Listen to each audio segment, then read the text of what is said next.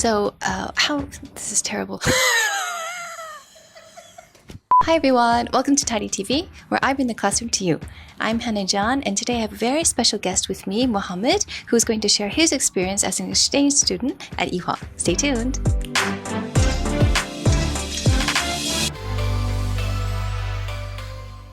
Yeah, hello together. So my name is Mohammed. I'm 26 years old and I'm currently studying business administration at the University of Paderborn and spent in the spring term 2022 a semester abroad at Ewha Women's University. My major is strategic management and quantitative methods, and at Ewha I participated in Professor Jun's class Sustainability Reporting and Analysis, which I really enjoyed, and I'm very happy to be part of this video today. So why were you interested in studying at Ewha, which is a women's university, and did you face any challenges or issues coming here as an exchange student? So the reason why I chose Ewha was that it is, on the one hand, a partner university from my home university, and therefore I knew some fellow students who already spent a semester abroad at Ewha and who really enjoyed the time. So I heard so many positive things, and then I took a closer look at Ewha and was directly convinced by that Ewha 2030 plus vision, for example, and also how the university presented itself. This was one major reason. And on the other hand, I regarded it as a unique experience to study in Korea. Yeah, at the end of the day, I can say that it was a brilliant semester. Regarding concerns, so first of all, I was not 100% sure if I could study as a man at a women's university. And I knew some fellow students before who spent a semester abroad here at Ewha, although they were male, but they took part in the program at Asian Studies and Business Economics, which was organized by my home university. And I came here as a visiting student.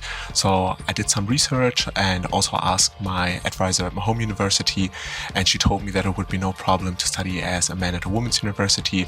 And I also did not experience any disadvantages or something like this. So I was always very open when I went to the Office of International Affairs and had any issues. They were very collaborative, the professors were very nice, the fellow students were brilliant. So if you're a man and if you consider to study at Ewha, I can highly recommend it to you, and I'm pretty sure that you will have a brilliant time here. So how many courses did you take while you were at Ewha? And what was the process that you went through to choose those courses and to take them? So during my semester abroad, I took 4 courses. So Sustainability Reporting Analysis of Professor Jun. Besides that, International Business, International Negotiation Strategy, and Marketing Management. And I would say that this is a good workload for a semester abroad. So you can also take 5 or 6 courses. But if you want to see a little bit here in Korea and also enjoy the time with many very international students, I would say that 4 courses is a good indicator, or it's a good proxy, I would say.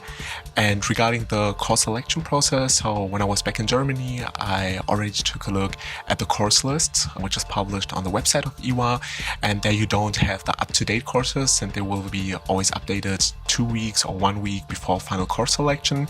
But you can see the courses of the prior semester and the prior semesters, and there are also the syllabi attached as a PDF, so you can take a look at the course description. I would highly recommend you to take a close look at this. So what I did, for example, was I clicked through all courses, took a look at the syllabi, and then I did a little ranking, so which courses I was most interested in.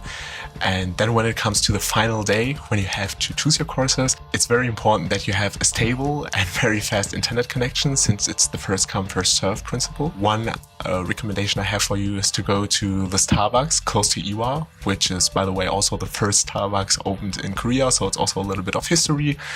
And then when the window opens at 9:30, be as fast as possible. So write down the course numbers and the course titles, and then type it in, be fast, and then you'll get the courses you want. Then in the courses, try to participate, try to contribute as much as possible.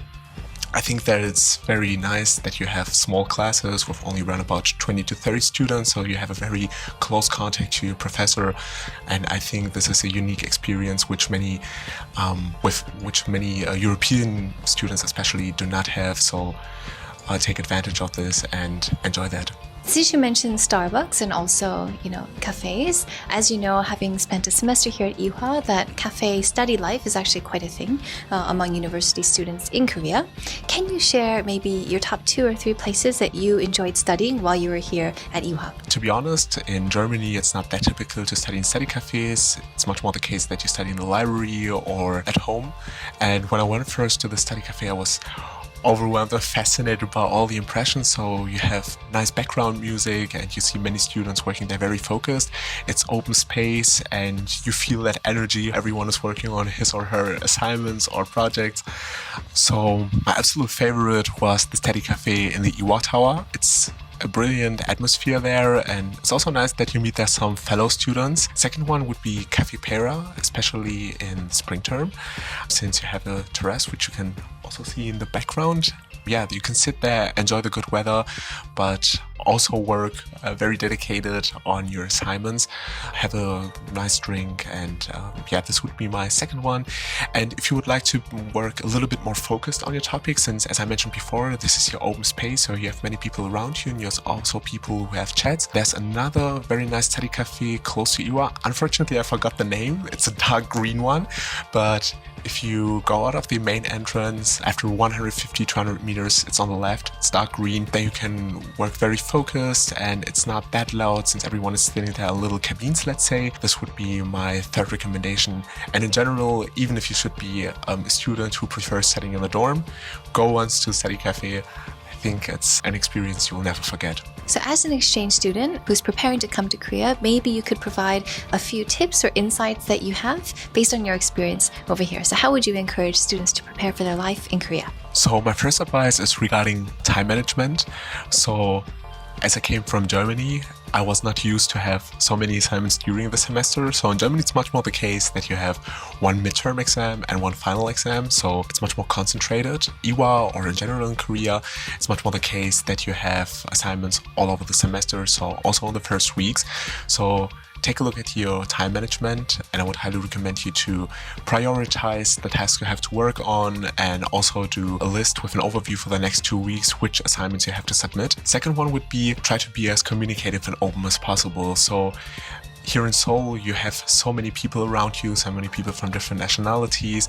And when I took, for example, the class of Professor Jun, I was working with an Uzbek girl, with a Chinese girl, and an Indonesian boy, and that was a great experience. So I learned so much about that countries. Try to be as open as possible, be like a sponge. Third recommendation would be to use the opportunity to discuss with your professors. It's a very communicative atmosphere here, also very collaborative.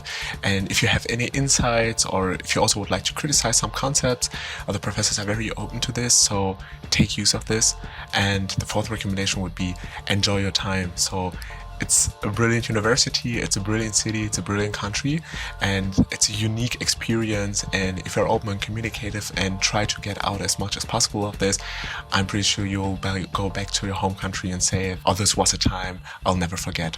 Just because we are the Graduate School of International Studies and everything's in English, but we still live in Seoul, we still live in Korea, which is, a Korean-speaking society. How helpful do you think it was, or it would be, to learn Korean at least a little bit on a daily basis if you're preparing to come to Korea? I would say that it is very helpful to be able to speak Korean, at least a little bit. Unfortunately, I did not have the opportunity to be so fluent in Korean since before I came to Ewha, I did an internship and the schedule was very tough. But during my semester abroad, I learned some words.